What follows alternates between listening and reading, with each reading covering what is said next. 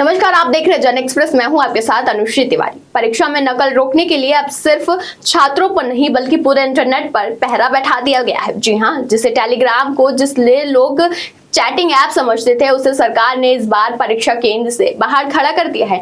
NEET UG exam से पहले केंद्र सरकार ने बड़ा फैसला लेते हुए टेलीग्राम पर 22 जून तक अस्थायी रूप से रोक लगा दी है। इतना ही नहीं, 30 जून तक मैसेज एडिट करने का फीचर भी बंद हो गया। यानी अब पेपर भेजा नहीं था, मैसेज बदल दिया या गलती से फॉरवर्ड हो गया कि जैसे बहाने की कोई गुंजाइश नहीं है।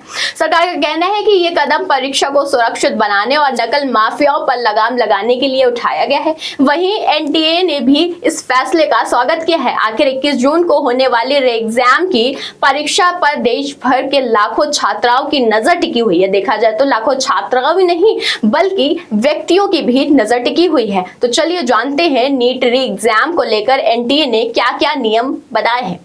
आपको बता दें कि नीट यूजी री एग्जाम 2026 21 जून को होने वाली है। री एग्जाम के लिए एनटीए ने कुछ अहम बदलाव के भी ऐलान किए। सबसे बड़ा बदलाव है परीक्षा का समय जो है वो है दोपहर 2 बजे से लेकर शाम को 5:15 बजे तक। कुल 195 मिनट की अवधि की परीक्षा शुरू होने पर समाप्त होने से जुड़ी औपचारिकता भी शामिल रहेगी। दरअसल छात्रों की शिकायत थी कि औपचारिकता प्रक्रिया में उनका वास्तविक परीक्षा समय प्रभावित होता है। इसी को ध्यान में रखते हुए एनटीए ने इस नई व्यवस्था को लागू किया है ताकि अभ्यर्थियों को सवाल हल करने के लिए पर्याप्त समय मिल सके।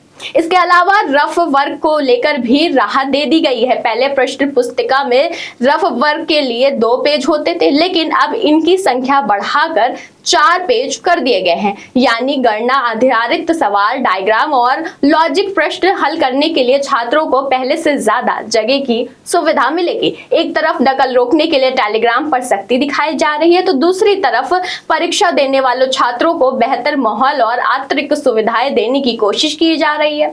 वहीं एनटीए का कहना है कि प्लेटफॉर्म लेवल पर पाबंदियां तब भी लगाई गई हैं जब एक-एक करके चैनलों पर कार्रवाई करने की भी खतरा पूरी तरह खत्म नहीं हुआ है। पेपर लीक और री एग्जाम 2026 जैसे नामों वाले चैनलों ने कथित तौर पर नकली पेपर के लिए उम्मीदवार से हजारों से लेकर लाखों रुपए तक की मांग की है।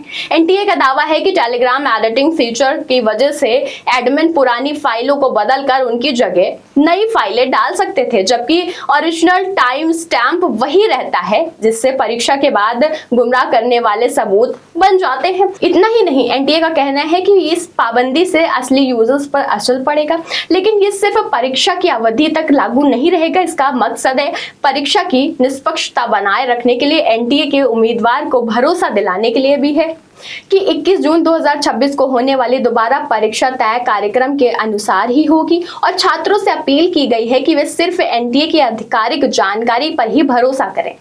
यानी इस बार साफ है कि फॉर्मूला साफ है, नकल के रास्ते बंद है, लेकिन मेहनत करने वालों के लिए समय और सुविधा दोनों डबल है।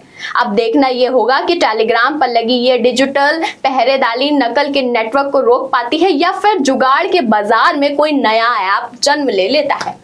फिलहाल छात्रों के लिए संदेश साफ है, इस बार परीक्षा में सिर्फ दिमाग चलाइए, टेलीग्राम नहीं। वैसे इस पर आपकी क्या राय है, हमें कमेंट बॉक्स में जरूर बताइएगा। इस खबर में बस इतना ही। ऐसी तमाम खबरों के लिए देखते रहिए जन एक्सप्रेस।